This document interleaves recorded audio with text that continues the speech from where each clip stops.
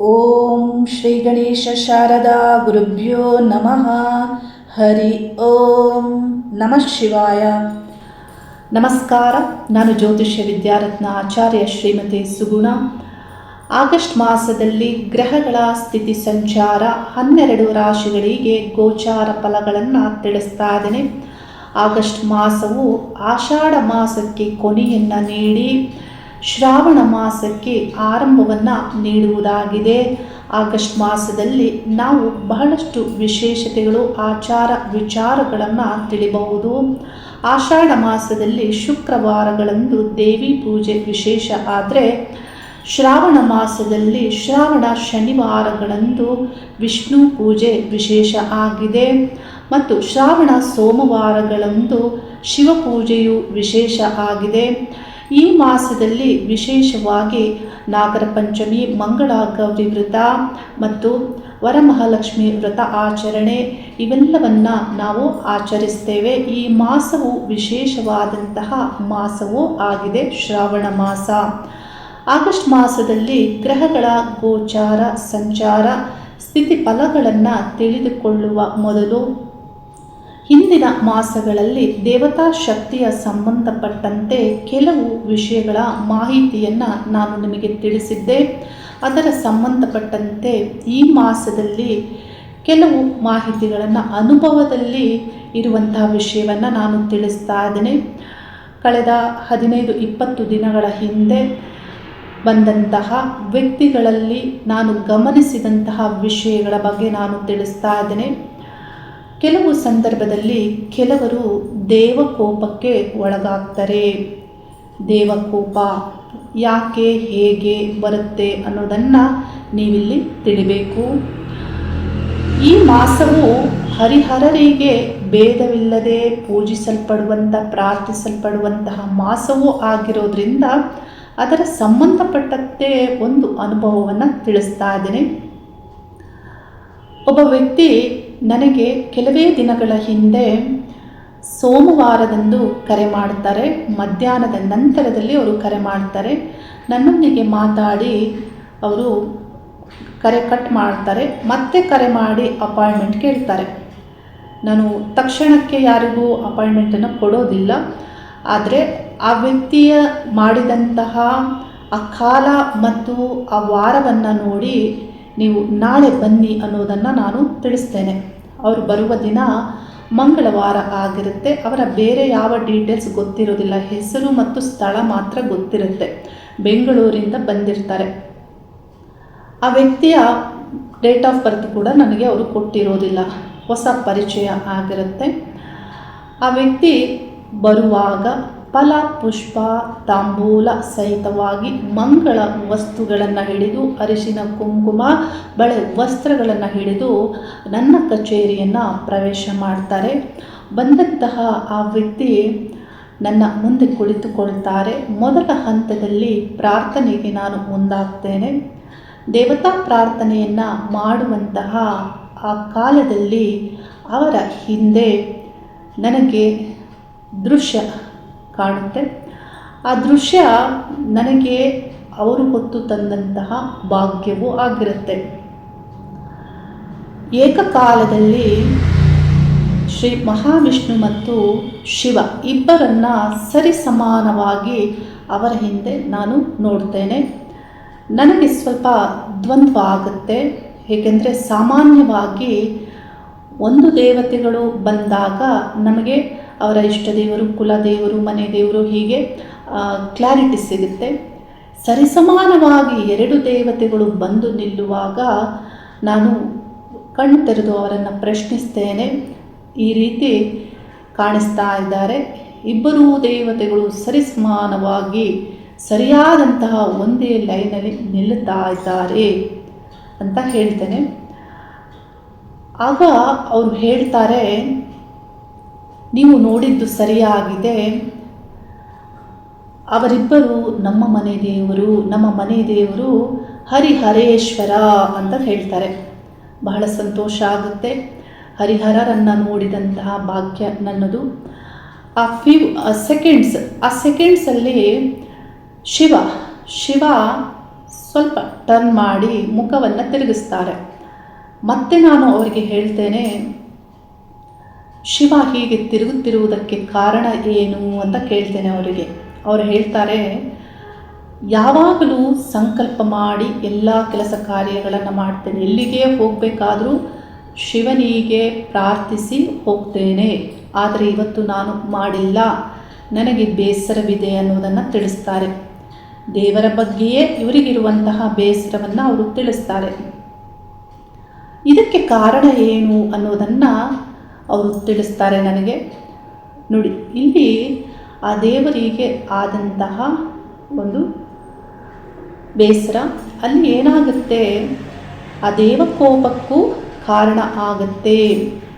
ಅವರು ತಿಳಿಸ್ತಾರೆ, ಅವರ ಹಿಂದಿನ ವರ್ಷಗಳಲ್ಲಿ, ಕೆಲವು ವರ್ಷಗಳ ಹಿಂದೆ ಅವರಿಗಿದ್ದಂತಹ ಮಹತ್ವದ ಗುರಿ ಏನು ಅಂದರೆ, ಒಂದು ಒಳ್ಳೆಯ ಕೇಂದ್ರವನ್ನು ಆರಂಭಿಸಿ ಜನರಿಗೆ ಅನುಕೂಲ ಆಗುವಂತೆ ಅನ್ನದಾನವನ್ನು ಮಾಡಬೇಕು ಮತ್ತು ಆಧ್ಯಾತ್ಮಿಕವಾಗಿ ಗುರುತಿಸಿಕೊಳ್ಳುವಂಥ ವ್ಯಕ್ತಿಗಳು ಅಲ್ಲಿ ವಾಸ ಇರಬೇಕು, ಮಠ ಆಶ್ರಮದಂತೆ ನಿರ್ಮಾಣ ಮಾಡಬೇಕು ಅನ್ನುವಂತಹ ಆ ಮಹತ್ವಾಕಾಂಕ್ಷೆಯಿಂದ ಅವರು ಕೆಲವು ವರ್ಷಗಳ ಹಿಂದೆ ಅದನ್ನು ಆರಂಭಿಸ್ತಾರೆ. ಬೆಂಗಳೂರಿನ ಹೆಸರುಘಟ್ಟ ರೋಡ್ನಲ್ಲಿ ಆರಂಭಿಸ್ತಾರೆ.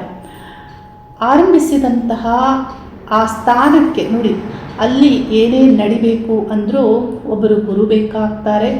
ಹಾಗಾಗಿ ಒಬ್ಬ ವ್ಯಕ್ತಿಯನ್ನು ಗುರುವನ್ನಾಗಿ ನೇಮಕ ಮಾಡ್ತಾರೆ. ಅವರು ಸನ್ಯಾಸಿಯ ವಸ್ತ್ರಧಾರಣೆಯನ್ನು ಮಾಡುವಂತೆ ನಾನು ಚಿತ್ರಣಗಳಲ್ಲಿ ಅವರು ತೋರಿಸಿದಾಗ ನಾನು ನೋಡಿರುವಂಥದ್ದು. ನೋಡಿ, ಇದು ನಡೀತಾ ಇರುತ್ತೆ. ಅಲ್ಲಿ ಕೆಲವು ವಿಷಯಗಳಲ್ಲಿ ಅವರಿಗೆ ಸರಿ ಬರೋದಿಲ್ಲ. ಆಗ ಕೆಲವು ವರ್ಷಗಳ ನಂತರ ಅದನ್ನು ನಿಲ್ಲಿಸಬೇಕಾಗಿ ಬರುತ್ತೆ. ಅಲ್ಲಿದ್ದಂತಹ ಮುಖ್ಯ ವಸ್ತುಗಳನ್ನು ತಂದು ಮನೆಯಲ್ಲಿ ಇರಿಸ್ತಾರೆ. ಆ ಸ್ಥಳವನ್ನು, ಆ ಪ್ರಾಪರ್ಟಿ ಏನಿರುತ್ತೆ, ಆ ಬಿಲ್ಡಿಂಗ್ ಏನು ಮಾಡಿರ್ತಾರೆ, ಅದನ್ನು ಅವರು ಮಾರಾಟವನ್ನು ಮಾಡ್ತಾರೆ. ಆ ವ್ಯಕ್ತಿಗೆ ಹೇಳ್ತಾರೆ, ಕೆಲವು ವಿಷಯಗಳು ಸರಿ ಬರದ ಕಾರಣ, ನೀವು ಬದಲಾಗದೆ ಇರುವುದಕ್ಕೆ ಕಾರಣ, ಈ ಕಾರಣದಿಂದಾಗಿ ಇದನ್ನು ನಾನು ನಿಲ್ಲಿಸ್ತಾ ಇದ್ದೇನೆ, ನೀವು ನಿಮ್ಮ ಜೀವನವನ್ನು ನೋಡಿಕೊಳ್ಳಿ ಅಂತ.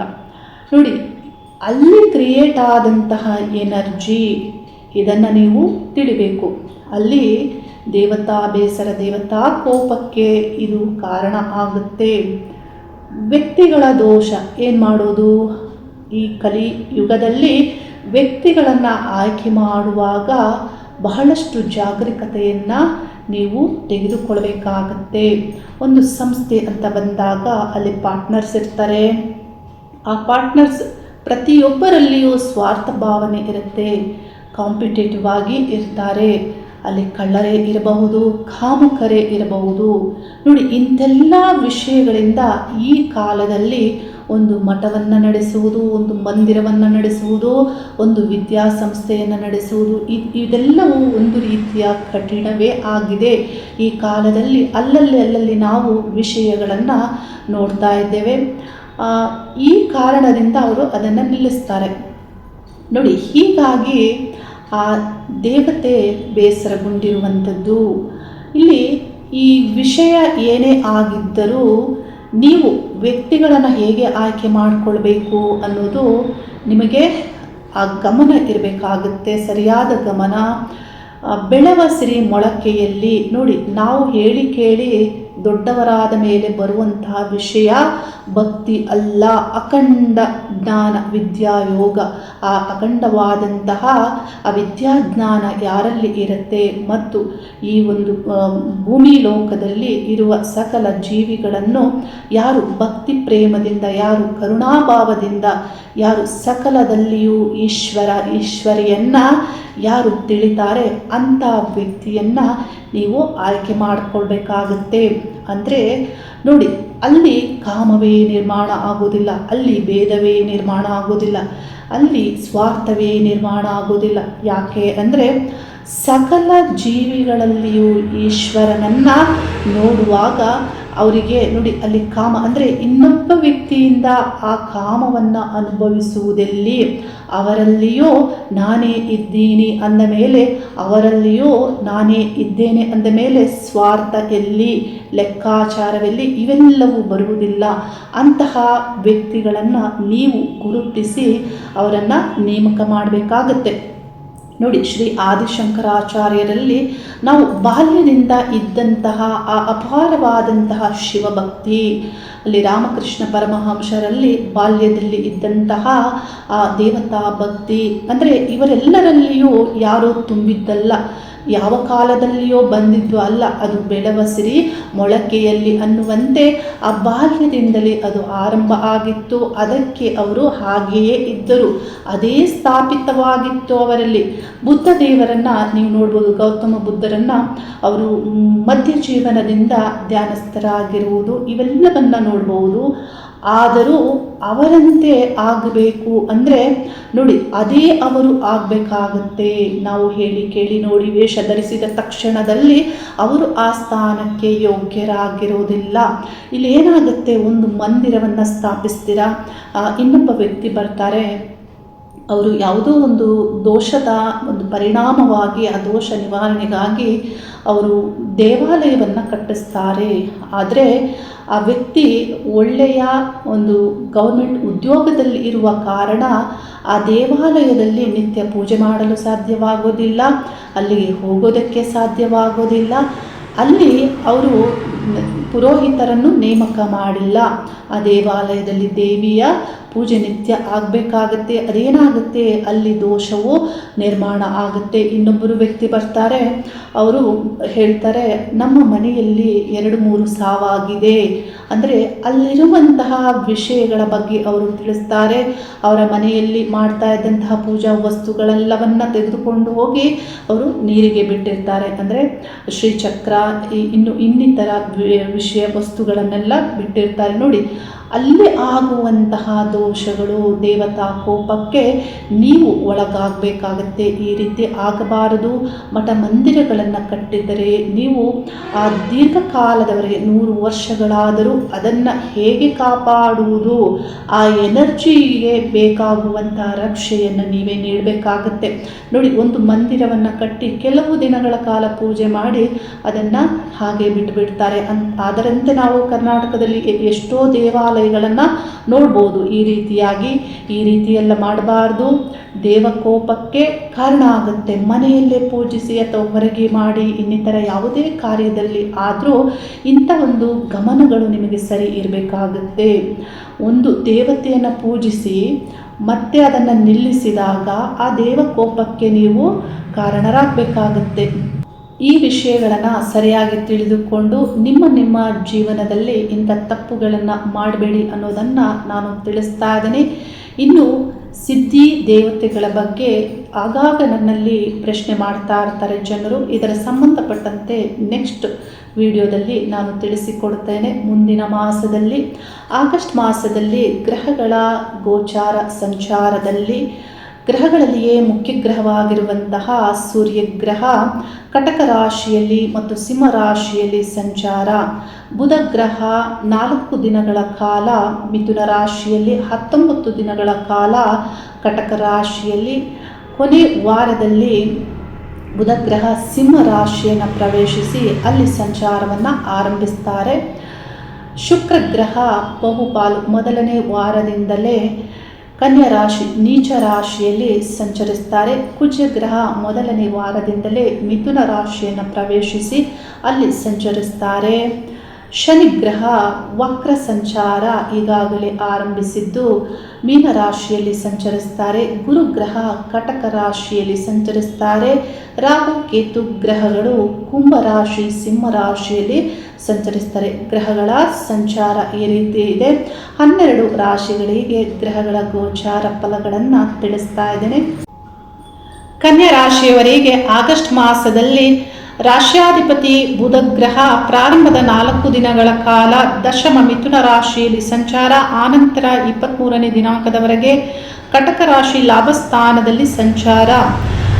ರಾಶಿಯಲ್ಲಿ ನೀಚ ಶುಕ್ರ ಸಂಚಾರ ಆಗ್ತಾ ಇರೋದ್ರಿಂದ ಈ ಗ್ರಹಗಳ ಪ್ರಭಾವ ನಿಮಗೆ ಯಾವ ಫಲವನ್ನು ನೀಡುತ್ತೆ ಅಂದರೆ ನೋಡಿ, ರಾಶಿಯಲ್ಲಿ ಶುಕ್ರ ಸಂಚಾರ ನಿಮ್ಮ ಬಗ್ಗೆ, ನಿಮಗೆ ಅಂದ ಚಂದ ರೂಪದ ಬಗ್ಗೆ ನಿಮಗೆ ನಕಾರಾತ್ಮಕವಾದಂತಹ ಆಲೋಚನೆಗಳು ಬರುವಂತೆ ಶುಕ್ರ ಪ್ರಭಾವ ಆಗುತ್ತೆ. ಯಾವ ರೀತಿ ಪ್ರಭಾವ ಆಗುತ್ತೆ ಅಂದರೆ, ನಾನು ಹೇಗೆ ಕಾಣಿಸ್ತೀನಿ, ನನ್ನ ರೂಪ ಹೇಗಿದೆ, ಇಂತಹ ಒಂದು ಆಲೋಚನೆಗಳು ಬರುವಂತೆ ನೀಚ ಶುಕ್ರ ಗ್ರಹ ಪ್ರಭಾವವನ್ನು ಮಾಡ್ತಾ ಇದ್ದು, ಅಥವಾ ನೀವೇನಾದರೂ ಮೇಕಪ್ ಮಾಡ್ಕೊಳ್ಳೋದಕ್ಕೆ ಮುಂದಾಗಿ ಅದರಿಂದ ಏನಾದರೂ ಸಮಸ್ಯೆಗಳು ಆಗ್ಬೋದು.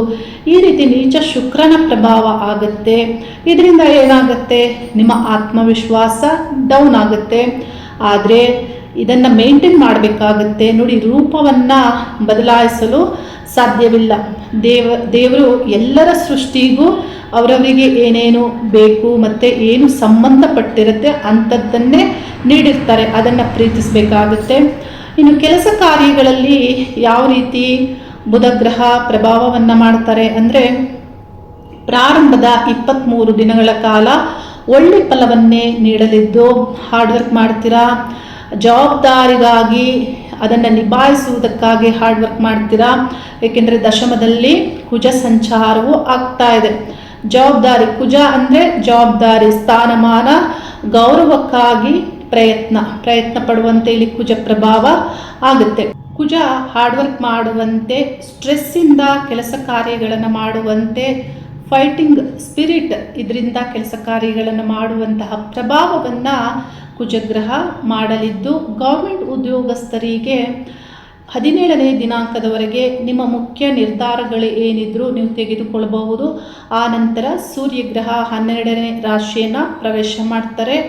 ಮುಖ್ಯ ನಿರ್ಧಾರಗಳು ಅಂದರೆ ನೋಡಿ, ಡಿಪಾರ್ಟ್ಮೆಂಟ್ ಅಂದಾಗ ಇಲಾಖೆಗಳಲ್ಲಿ ಬದಲಾವಣೆಗಳನ್ನು ಮಾಡಿಕೊಳ್ಬೇಕು, ಪ್ರಮೋಷನ್ ತೆಗೆದುಕೊಳ್ಬೇಕು, ಅದರ ಬಗ್ಗೆ ಮಾತಾಡಬೇಕು, ಅಥವಾ ಇನ್ಕ್ರಿಮೆಂಟ್ ಅಥವಾ ಏನೇ ವಿಷಯಗಳನ್ನು ಸರಿಪಡಿಸ್ಕೊಳ್ಬೇಕು ಅಂದರೂ ನಿಮಗೆ ಅಧಿಕಾರಿಗಳ ಸಹಾಯ ಬೇಕಾಗುತ್ತೆ.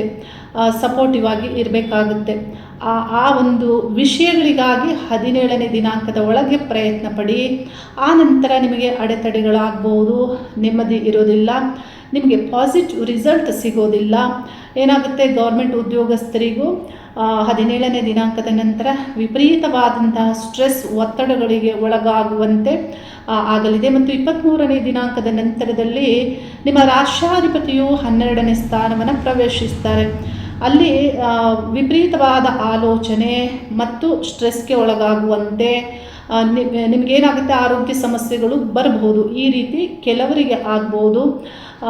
ಆದರೂ ಪ್ರಾರಂಭದ ಮಧ್ಯಭಾಗದವರೆಗಾದರೂ ಸೂರ್ಯ ಒಳ್ಳೆ ಫಲವನ್ನು ನೀಡುತ್ತಾರೆ. 23ನೇ ದಿನಾಂಕದವರೆಗೂ ರಾಷ್ಟ್ರಾಧಿಪತಿ ಒಳ್ಳೆ ಫಲವನ್ನು ನೀಡುತ್ತಾ ಇದ್ದಾರೆ.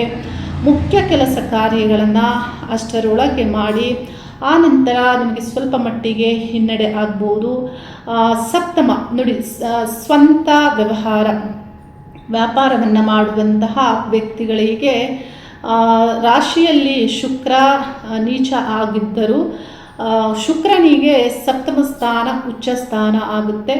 ವ್ಯಾಪಾರ ವ್ಯವಹಾರಗಳಿಗೆ ಒಳ್ಳೆ ಫಲವನ್ನೇ ಶುಕ್ರ ನೀಡಲಿದ್ದು, ಆ ಸ್ಥಾನಾಧಿಪತಿ ಲಾಭ ಸ್ಥಾನದಲ್ಲಿ ಸಂಚಾರ, ಗುರುಗ್ರಹದೊಂದಿಗೆ ಪ್ರಾರಂಭದ ದಿನಗಳಲ್ಲಿ ಸೂರ್ಯ ಮತ್ತು ಬುಧ ಗ್ರಹಗಳು 23ನೇ ದಿನಾಂಕದವರೆಗೆ ಸಂಚರಿಸೋದ್ರಿಂದ ನಿಮಗೆ ನೆಟ್ವರ್ಕ್ ಥ್ರೂ ಇನ್ಕಮ್ ಇಲ್ಲಿ ಆಗುವಂತೆ ಮತ್ತು ಕಮ್ಯುನಿಕೇಷನ್ ಥ್ರೂ ಸಕ್ಸಸ್ಸನ್ನು ಪಡೆದುಕೊಳ್ಳುವಂತೆ, ವ್ಯಾಪಾರ ವ್ಯವಹಾರಗಳ ಡೀಲ್ ನಡೆಯುವಂತೆ ಇಲ್ಲಿ ಈ ಗ್ರಹಗಳು ಒಳ್ಳೆ ಫಲವನ್ನು ನೀಡ್ತಾರೆ.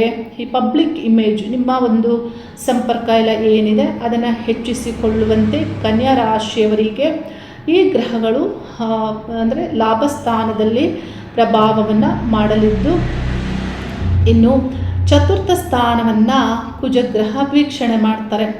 ಹಾಗಾಗಿ ನಿಮ್ಮ ಭೂಮಿ, ರಿಯಲ್ ಎಸ್ಟೇಟ್ ಈ ಸಂಬಂಧಪಟ್ಟಂತೆಯೂ ಕೆಲವು ವಿಷಯಗಳಲ್ಲಿ ಅಡೆತಡೆಗಳಿದ್ದರೂ ಕಾರ್ಯಾನುಕೂಲಗಳು ಆಗುವಂತೆ, ಆ ಸ್ಥಾನಾಧಿಪತಿಯು ಲಾಭದಲ್ಲಿರುವುದರಿಂದ ಮನೆ, ವಾಹನ, ಆಸ್ತಿ ವಿಷಯಗಳು ದೊಡ್ಡದಾಗಿ ಏನಾದರೂ ಆಸ್ತಿ ಸಂಬಂಧಪಟ್ಟಂತೆ ನೀವು ವಿಸ್ತರಿಸಿಕೊಳ್ಬೇಕು ಅನ್ನುವಂತಿದ್ದರೆ ಇದರ ಸಂಬಂಧಪಟ್ಟಂತೆಯೂ ಅನುಕೂಲ ಆಗುವಂತೆ ಈ ಗ್ರಹಗಳ ಪ್ರಭಾವ ಇದೆ. ಹಾಗಾಗಿ ನಿಮ್ಮ ಪ್ರಯತ್ನಗಳನ್ನು ಯಾವ ದಿನಾಂಕದೊಳಗೆ ಮಾಡಬೇಕು ಅನ್ನುವ ಲೆಕ್ಕಾಚಾರ ನಿಮ್ಮಲ್ಲಿ ಸರಿ ಇರಬೇಕಾಗುತ್ತೆ. ವಾಹನವನ್ನು ತೆಗೆದುಕೊಳ್ಬೇಕು. 23ನೇ ದಿನಾಂಕದೊಳಗೆ ತೆಗೆದುಕೊಳ್ಳಿ. ಆ ನಂತರ ಏನಾಗುತ್ತೆ, ನಿಮಗೆ ವಿಪರೀತ ಸ್ಟ್ರೆಸ್ ಆಗ್ಬೋದು, ಅಡೆತಡೆಗಳಾಗ್ಬೋದು. ರಾಷ್ಟ್ರಾಧಿಪತಿಯೇ 12ನೇ ಸ್ಥಾನದಲ್ಲಿ ಸೂರ್ಯ ಕೇತು ಗ್ರಹದೊಂದಿಗೆ ಸಂಚರಿಸ್ತಾರೆ. ವಿಪರೀತ ಆಲೋಚನೆಗಳು, ನೆಮ್ಮದಿ ಇರೋದಿಲ್ಲ. ಹಾಗಾಗಿ ಆರೋಗ್ಯ ಸಮಸ್ಯೆಗಳು ಬರಬಹುದು. ಈ ರೀತಿ ಈ ದಿನಾಂಕಗಳನ್ನು ನೀವು ನೋಟ್ ಮಾಡಿಕೊಂಡು ನಿಮ್ಮ ಕೆಲಸ ಕಾರ್ಯಗಳಲ್ಲಿ ನಿತ್ಯ ಏನು ಎಫರ್ಟ್ ಹಾಕಬೇಕು ಅದನ್ನು ಹಾಕಿ ಮುಂದುವರಿರಿ. ಇನ್ನು ಪತಿ ಪತ್ನಿ ಪಾರ್ಟ್ನರ್ಶಿಪ್ ಸಂಬಂಧಪಟ್ಟಂತೆ ಸಪ್ತಮದಲ್ಲಿ ಶನಿ ವಕ್ರ ಸಂಚಾರ ಈಗಾಗಲೇ ಆರಂಭ ಮಾಡಿದ್ದು. ಶನಿ ವಕ್ರ ಸಂಚಾರದಲ್ಲಿ ಮ್ಯಾರೇಜ್ ವಿಷಯಕ್ಕೆ ಡಿಲೇ ಆಗುವಂತೆ, ಪತಿ ಪತ್ನಿ ನಿರ್ಧಾರಗಳಲ್ಲಿ ಡಿಲೇ ಆಗುವಂತೆ, ಈ ಷಷ್ಠ ಸ್ಥಾನದ ಫಲವನ್ನು ಶನಿಲಿ ಆ್ಯಕ್ಟಿವ್ ಮಾಡ್ತಾರೆ. ಷಷ್ಠ ಸ್ಥಾನದಲ್ಲಿ ಶನಿ ಗ್ರಹ, ರಾಹುಗ್ರಹ ಒಳ್ಳೆ ಫಲವನ್ನೇ ನೀಡಲಿದ್ದು, ಶನಿ ಯಾವ ರೀತಿ ವಕ್ರ ಸಂಚಾರದಲ್ಲಿ ಫಲ ನೀಡ್ತಾರೆ ಅಂದರೆ, ಹಿಂದಿನ ಜನ್ಮದ ಪೆಂಡಿಂಗ್ ವರ್ಕ್ ಅದರ ಒಂದು ಕನೆಕ್ಷನ್ ಇಲ್ಲಿ ಸಿಗುವಂತೆ, ಯಾರ ಹತ್ರನೂ ಸಾಲ ತಗೊಂಡಿರ್ತೀರ ಆ ಸಾಲ ಇಲ್ಲಿ ಈ ಜನ್ಮದಲ್ಲಿ ಅವರಿಗೆ ಕೊಡುವಂತೆ, ನಿಮಗೇನೋ ಸಮಸ್ಯೆಗಳಿರುತ್ತೆ ಶತ್ರುವೊಂದಿಗೆ, ಅದು ಇಲ್ಲಿ ಬಗೆಹರಿಸಿಕೊಳ್ಳುವಂತೆ, ಅಥವಾ ಸಮಸ್ಯೆ ಕ್ರಿಯೇಟು ಆಗಬಹುದು ಶತ್ರು ಸ್ಥಾನದಲ್ಲಿ ಶನಿ ಸಂಚರಿಸುವಾಗ. ಈ ರೀತಿ ಸಮಸ್ಯೆಗಳನ್ನು ಇಲ್ಲಿ ಈ ಷಷ್ಠ ಸ್ಥಾನಕ್ಕೆ ಸಂಬಂಧಪಟ್ಟಂತೆ ಕ್ರಿಯೇಟು ಆಗ್ಬೋದು ಅಥವಾ ಬಗೆಹರಿಸಿಕೊಳ್ಬಹುದು. ಈ ರೀತಿ ಇಲ್ಲಿ ಶನಿಯ ಪ್ರಭಾವ ಆಗಲಿದೆ. ನೋಡಿ, ಸಾಲ ತೀರಿಸೋದು ಇದೆಲ್ಲವೂ ಒಳ್ಳೆಯದೇ. ಅಂದರೆ ವ್ಯಕ್ತಿಗಳ ಸಮಸ್ಯೆಗಳು, ಮೈಂಡ್ಸೆಟ್ ಒಂದೇ ಥರ ಇರೋದಿಲ್ಲ. ನೀವು ಯಾವ್ಯಾವ ರೀತಿ ಪ್ರಯತ್ನ ಪಡ್ತೀರಾ, ನಿಮ್ಮ ದಶಾಭುಕ್ತಿ ಹೇಗೆ ನಡೀತಾ ಇದೆ ಅದರಂತೆ ಫಲವನ್ನು ಈ ಗ್ರಹಗಳು ನಿಮಗೆ ಫಲ ನೀಡ್ತಾರೆ. ಇನ್ನು ಹಣ ಬರುವ ವಿಷಯ ನೋಡಿ, ಧನಸ್ಥಾನಾಧಿಪತಿ ನೀಚ ಆಗಿದ್ದಾರೆ ರಾಶಿಯಲ್ಲಿ ಶುಕ್ರ ಗ್ರಹ. ಆದರೂ ಲಾಭ ಬರುವುದಕ್ಕೆ ಗುರುಗ್ರಹ, ಬುಧಗ್ರಹ ಇಲ್ಲಿ ಒಳ್ಳೆಯದನ್ನು 23 ದಿನಾಂಕದವರೆಗೆ ಒಳ್ಳೆಯ ಫಲವನ್ನು ನೀಡ್ತಾರೆ ತಕ್ಕ ಮಟ್ಟಿಗೆ. ಆದರೆ ಕೆಲಸ ಕಾರ್ಯಗಳಲ್ಲಿ ಲಾಭ ಬರುತ್ತೆ. ಆ ಹಣ ಸೆಪ್ಟೆಂಬರಲ್ಲಿ ಬರಬಹುದು. ಯಾಕೆಂದರೆ ಆ ಸ್ಥಾನಾಧಿಪತಿ ಶುಕ್ರ ಗ್ರಹ ಇದೇ ಮಾಸದ ಕೊನೆಯಲ್ಲಿ ದ್ವಿತೀಯ ಸ್ಥಾನವನ್ನು ಪ್ರವೇಶಿಸ್ತಾರೆ. ಹಾಗಾಗಿ ನೋಡಿ, ಕೆಲಸ ಆದ ತಕ್ಷಣ ಬರಬೇಕು ಅಂತ ಇಲ್ಲ, 1 ವಾರ 2 ವಾರ ಆದಮೇಲಾದರೂ ಬರ್ಬೋದು. ಈ ರೀತಿ ಪ್ರಭಾವಗಳಾಗುತ್ತೆ.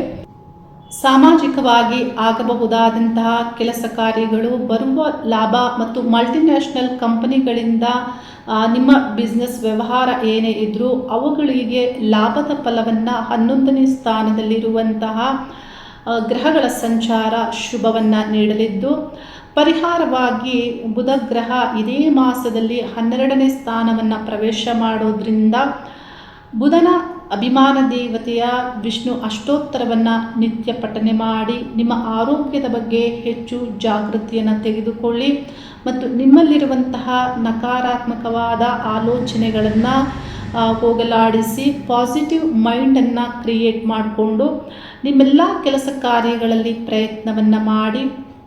ಈ ಮಾಸದಲ್ಲಿ ವಿದ್ಯಾರ್ಥಿಗಳಿಗೆ ಸ್ವಲ್ಪ ಮಟ್ಟಿಗೆ ಹಿನ್ನಡೆ ಆಗುತ್ತೆ. ಪಂಚಮಾಧಿಪತಿ ವಕ್ರ ಸಂಚಾರ ಮತ್ತು ಭಾಗ್ಯ, ಅದೃಷ್ಟ, ಹೈಯರ್ ಎಜುಕೇಷನ್ ಈ ಸ್ಥಾನಾಧಿಪತಿಯು ನೀಚ ಆಗಿರೋದ್ರಿಂದ ವಿದ್ಯಾರ್ಥಿಗಳು ಹೆಚ್ಚು ಎಫರ್ಟ್ ಹಾಕಿ ಒಳ್ಳೆ ಫಲಗಳನ್ನು ಪಡೆದುಕೊಳ್ಳೋದಕ್ಕೆ ಸಾಧ್ಯವಾಗುತ್ತೆ. ಇಷ್ಟ ದೇವತಾ ಪ್ರಾರ್ಥನೆಯನ್ನು ಮಾಡಿ ನಿತ್ಯ ನಿಮ್ಮ ಕೆಲಸ ಕಾರ್ಯಗಳಲ್ಲಿ ಸಕ್ಸಸ್ಸನ್ನು ಪಡೆದುಕೊಳ್ಬೇಕಂದ್ರೆ ವಾರದ ವಿಜಯ ವಿಡಿಯೋವನ್ನು ಭಾನುವಾರಗಳಂದು ಅಪ್ಲೋಡ್ ಮಾಡ್ತೇನೆ. ಅದನ್ನು ನೋಡಿ ನಿಮ್ಮ ಕೆಲಸ ಕಾರ್ಯಗಳಲ್ಲಿ ಸಕ್ಸಸ್ಸನ್ನು ಪಡೆದುಕೊಳ್ಳಿ. ವಿಶ್ವಶಕ್ತಿಯಲ್ಲಿ ಪ್ರಾರ್ಥನೆ ಮಾಡಿ. ಒಳ್ಳೆಯದೇ ಆಗುತ್ತೆ. ಶುಭವಾಗಲಿ. ಹರಿ ಓಂ ನಮಃ ಶಿವಾಯ.